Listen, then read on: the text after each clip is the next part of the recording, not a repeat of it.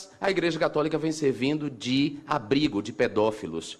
Hollywood fez recentemente um filme chamado Spotlight, uma história real sobre uma rede de pedofilia da Igreja Católica, conduzida por bispos e padres, de modo que a Igreja Católica se tornou um abrigo de pedófilos muito preocupados em proteger os pedófilos e pouco preocupado em proteger as vítimas.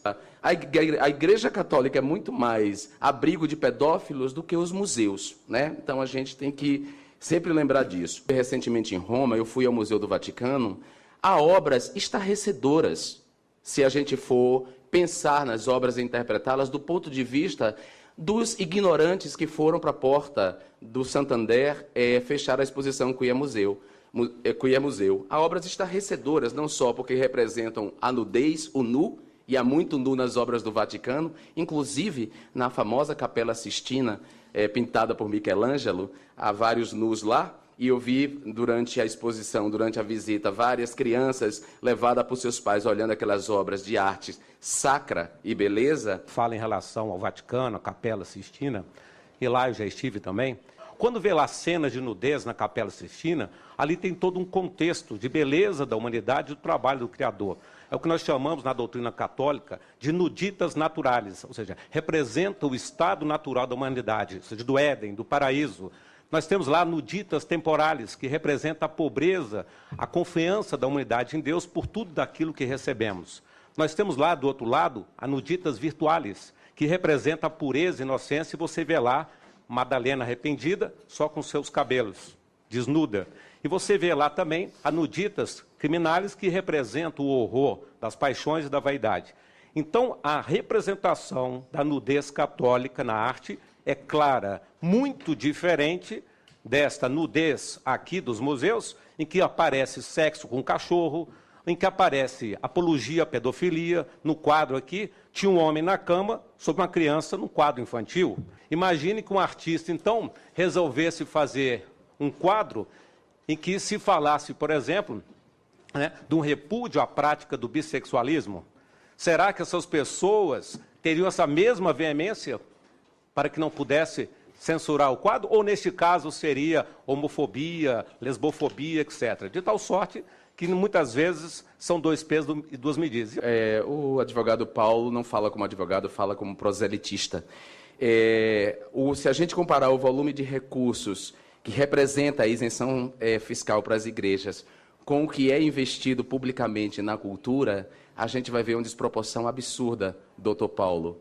O dinheiro reservado na fatia dos recursos da União para a cultura é mínimo. Nós estamos num país laico, num país livre, em que os direitos fundamentais, aqueles previstos na Constituição, e as garantias fundamentais que tecemos aqui nessa casa, serão defendidos, porque nós somos um país laico, plural e diverso religioso. Em relação à unidade tributária, e é justo que a igreja o tenha, porque são as igrejas católicas, protestantes, espíritas em geral, é que tem os asilos. Não tem asilo público. Somos nós que temos as creches. Somos nós, o Provida, que atendemos as mulheres gestantes. Nunca vi uma creche feminista. Nunca vi nenhuma ONG feminista, nenhum coletivo de mulheres distribuir uma única fralda, uma única lata de leite em pó.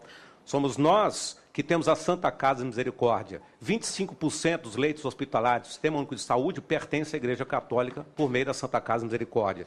Somos nós que temos os leprosários, nós que atendemos os imigrantes. E as pessoas que sofrem com as drogas são as comunidades terapêuticas católicas e evangélicas que atendem. Não há um atendimento público do Estado. Quando o nobre deputado fala que o Estado é laico, sem dúvida, a Constituição assevera isso. Mas o Estado não é desprovido de sentimento religioso. O preâmbulo da Constituição traz que ela foi promulgada sob proteção de Deus. O artigo 5º traz a liberdade religiosa. No inciso 7º fala da proteção aos locais de culto e às liturgias. E o que é a liturgia? Os ritos devem ser preservados. A doutrina deve ser preservada. E os dogmas devem ser preservados. A Constituição também fala do ensino religioso. Está lá? O Estado assegura a figura do capelão militar. Um padre, um sacerdote, um pastor, realiza um concurso público e vira capelão militar. E recebe o seu soldo de militar e é promovido e depois vai para a reserva. O Estado promove também o concurso público para o professor de ensino religioso e se aposenta como tal. E quando iniciamos as sessões aqui na Câmara, ela é feita sob a proteção de Deus. Em cima da mesa nós temos a Sagrada Escritura e lá em cima está um crucifixo, que foi entronizado nesta casa quando da transferência da capital, por iniciativa do nobre deputado Plínio Esteves Salgado.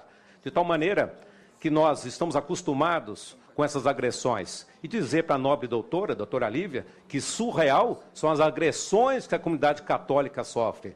São sacrilégios que estamos acompanhando e que nós, por sermos maioria, também exigimos respeito. Se eles querem o respeito para as minorias das minorias, nós que somos a maioria. Porque o princípio democrático é a minoria fala, mas a maioria decide. Eles nunca querem aceitar o que nós decidimos. De tal sorte dizer que muitas vezes, né, é onde o calo aperta, onde o calo dói. Imagine se um artista, né, plástico resolvesse fazer um quadro colocando o nobre relator na figura do menino lobo Mowgli, de uma maneira depreciativa, mal cheiroso. Será que ele ia gostar? Será que ele entraria na justiça para preservar a sua intimidade, a sua vida privada?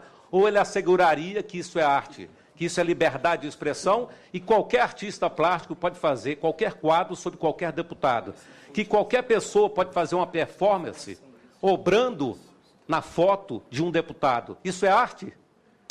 De tal sorte que eu agradeço o convite para que pudéssemos falar em nome da grande maioria do sentimento do povo brasileiro e termino com Dom Manuel Pestana, bispo emérito de Anápolis, já falecido, que pior do que profanar o sagrado é sacralizar o profano.